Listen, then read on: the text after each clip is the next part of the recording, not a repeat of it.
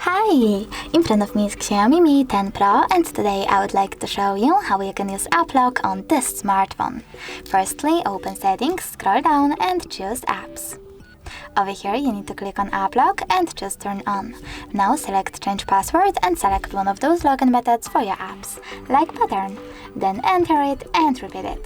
When you're ready, select Next at the bottom right corner.